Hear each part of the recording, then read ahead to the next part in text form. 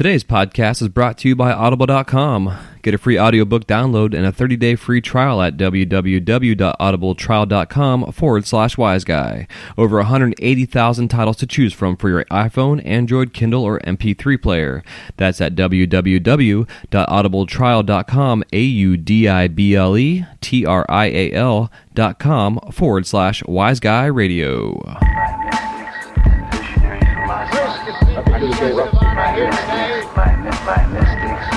Best just say that I welcome this kind of examination because people have got to know. We can get a party around the world, and I believe that if we can get ambassadors who can speak the language, bring students in the future. You're listening to the Wise Guy Radio Show. What is up, everybody? Welcome to the Wise Guy Radio Show, episode number 20. Today's a celebration because it is episode 20, so thank you so much for joining us. I'm out here in the studio. It's late night. The wife's sleeping. Hopefully I'm not being too loud, and going to maybe have to turn up the volume on the editing process.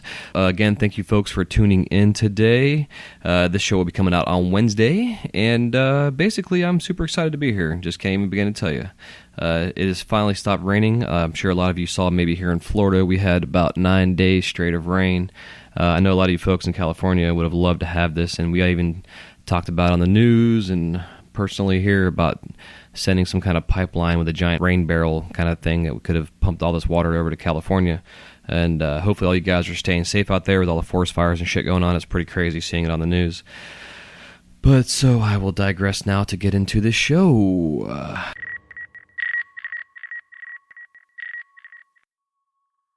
I've been talking about a little bit about the Wise Guy Radio Audio Book Club of the month, and this month we are going to start off by reading and really listening to a book called The E-Myth Revisited by Michael Gerber. And he initially wrote this book back in the, I guess it was like the early 90s, the first version of it. And then through the success of the book and also through his company, he went ahead and updated and revised this book. So now we have it called The E-Myth Revisited. Each week we'll be discussing 3 to 4 chapters of the book, and week 1 we will be discussing the first 3 chapters. And it's a 9.5 hour audio book. So basically what I would like you guys to do is over the next 4 weeks, basically, the idea is to end this in the last week of August. So that being said, again, first week is the first 3 chapters, and we're basically going to be going over. I'm going to be, talking to myself, or more or less you guys is the goal. And kind of summarizing what these chapters are about and the whole idea. So you guys can go to audible.com/wiseguy-radio. It's actually audibletrial.com/wiseguy-radio. And you can sign up for a free month trial. And through that free month trial, you get downloads of audiobooks. And I recommend doing that. If you're listening to the show as a podcast, that means that you are a digital audio listener, whether it's audiobooks or, what have you, podcast and whatever else. So I thought it'd be kind of a fun thing, and by joining this company, Audible.com, as an affiliate, it allows me to give you guys a pretty cool offer here. So again, just go to audibletrial.com/wiseguy-radio. That's AUDIBLE trial.com/wiseguy-radio.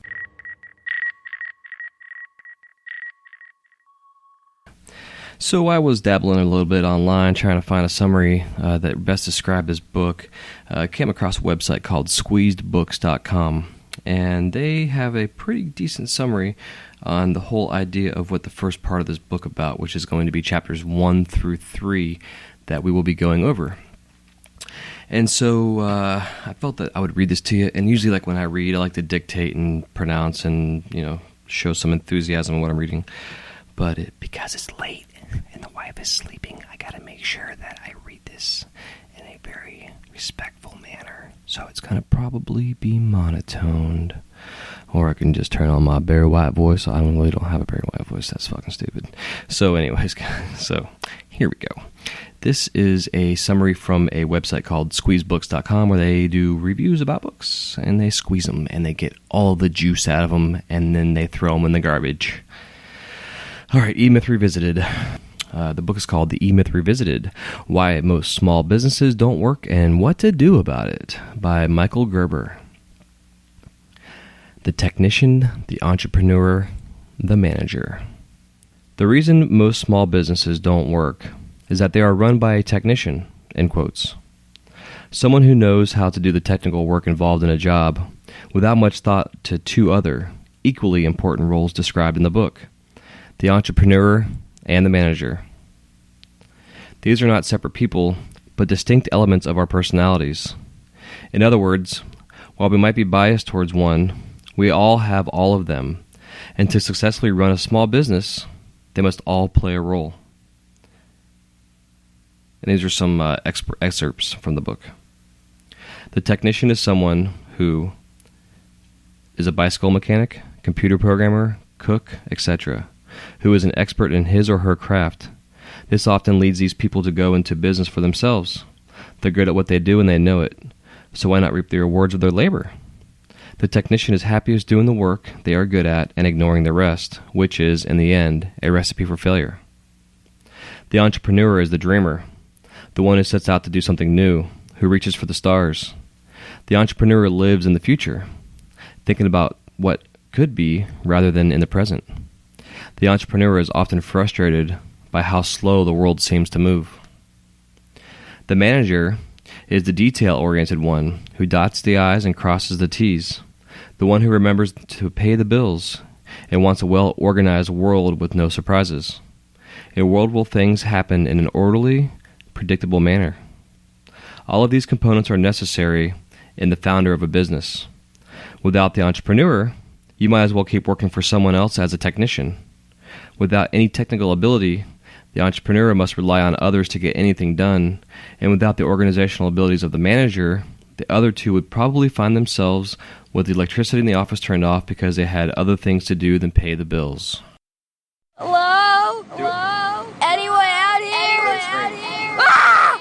Ah! Ah! So the idea is that the technician is you, the artist, and as a artist, we also know that in order to run a business, we have to have this entrepreneurial spirit and also be able to manage the business as a business, not managing the business as a, per se, art gallery or as an artist. You have to really know how to run a business. Now, with what we are involved with as glass artists, it's very, very easy to simplify this whole process of what it is to manage a business. As of this Thursday, Xavier, kind of here a little backstory, is going to have his internet up and running now that he's moved and settled in, and we will be immediately uploading PDF downloads, things like the top 5 list of productive elements for your day, also a P&L form, and a P&L is profit and loss, and it's a really, really simple way to figure out your business and also do a budget. And basically, you have your Monday through Friday or Saturday through Sunday, or whatever, your Sunday to Saturday sales. And every day you write down if you had sales for that day, and then you also write down your expenses for that day. And you got to make sure that along with this form that you get a little envelope and you keep your receipts in it. Real simple concept. This is also just kind of the caveman style of doing this, but it's a really good way to get in the habit of starting and keeping track of all your shit. Unless you're starting off and it's just a hobby and you're only making a certain amount of profit per year. But because I know the profit margins and also the way our industry is going, I'm hoping that the majority of you listening to the show are successful in some form or other, where you may have another job, that you do full-time or part-time even.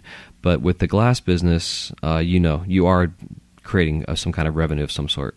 So, little things like that. So kind of back up to this book here, the idea of being the technician is the artist again, and then the entrepreneur and the manager are the other two heads of a business.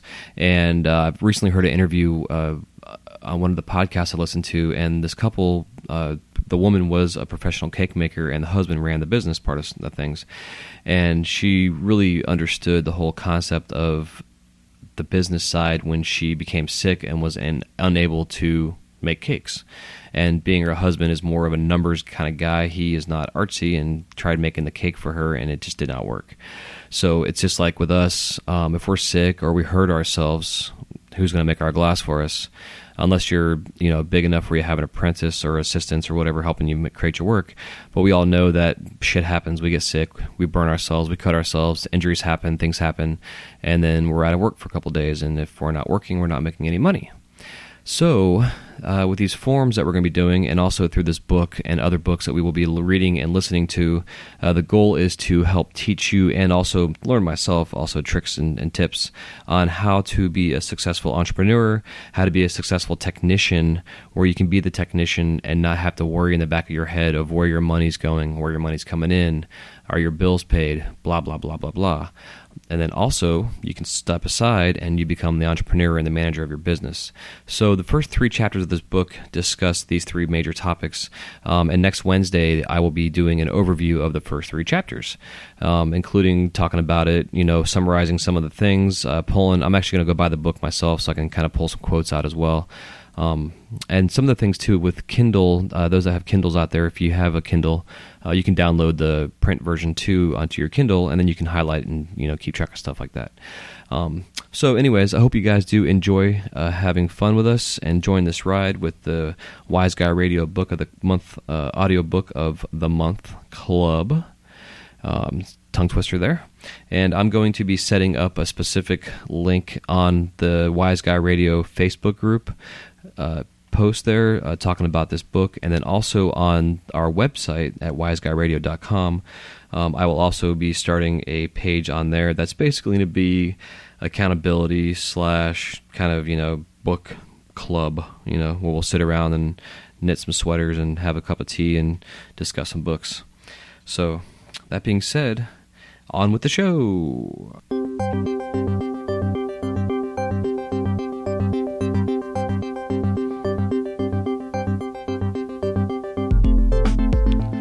Glass Studio Tip of the Week. Pre-striking color rods. Man, I'll tell you, there is nothing worse than opening up a kiln after a long day's work, and you pull out this freshly beautiful shiny piece of glass, and you realize that there are spots of color in places that they shouldn't be. And then you suddenly realized that you used North Star Yellow or Amber Purple or some kind of transparent striking color as a punty. Dumbass. And I can only say dumbass because I've done this before. So here's a tip for you guys. When you get your color in the mail, separate it out. Separate your opaques from your transparents, and especially the transparent striking colors. And then at some point in the day, whether your kiln's already on or not, it doesn't really matter. Take a handful or all of it and stick it in your kiln. If you can only fit half your rod in the kiln because of how the size your kiln is, that's fine.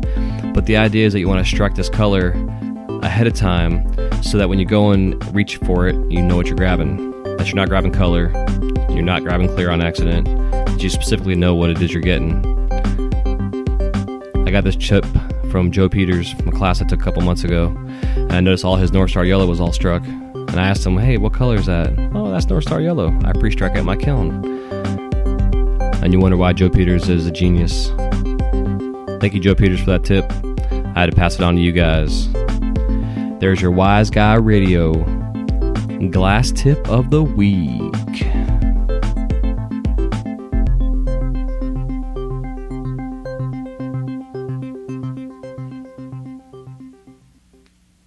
All right, I hope you all enjoyed that little segment there. We will be doing that weekly, giving you guys tips and tricks and hacks that will help save your day. Make your day a lot easier, make your job easier. Because I tell you what, there are so many times where I've just done some dumb shit in here from being unorganized and unprepared that I hope all of these things that I've learned and made mistakes from will come across and help you guys out in the long run. So, on to our next topic is events and current events going on in the community. And kind of the only thing I really want to talk about was a big one coming up here in Florida. We have our second trade show ever. Last year we had the vape show that was down in West Palm, Fort Lauderdale area. And this year we have the big Galleria trade show in Miami, Florida, September 29th and 30th. Now, these guys are not an affiliate or a sponsor of mine, but I still want to give anybody out there a heads up that is interested in doing a trade show for the first time. This is a good one to get into, potentially.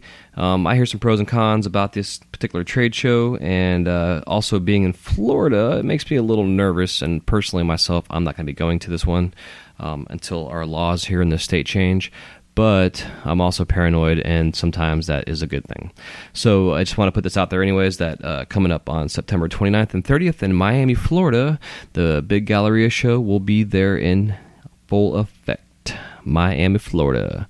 If anything, you get a chance to go to Miami, see some hot bodies, some small clothing, some good beers, all that good stuff. And this goes for the guys and the gals. All right, kids, well, that about wraps up this show, the Wise Guy Radio Show, episode number 20. Thank you guys so much again for all the love out there, all the reviews, the feedback, the comments. If you guys can go on to, if you're listening to iTunes, you can go to the iTunes store, and you can log in there, check out the Wise Guy Radio Show, leave myself a 5-star review and also a written review down below. And every time you guys do that, it also helps iTunes see that this show is getting some love and is well known out there, I guess, per se. And then it helps in the rankings and the views. And the more you guys love this show and you show the love, the more angels in heaven get wings, the more babies stop crying, the more apples grow on the apple tree, and the bigger my smile is, because I love you guys. And I guess until this Friday, happy melting. You guys be safe out there, and we'll talk to you soon. Love you guys. Take care. Bye-bye.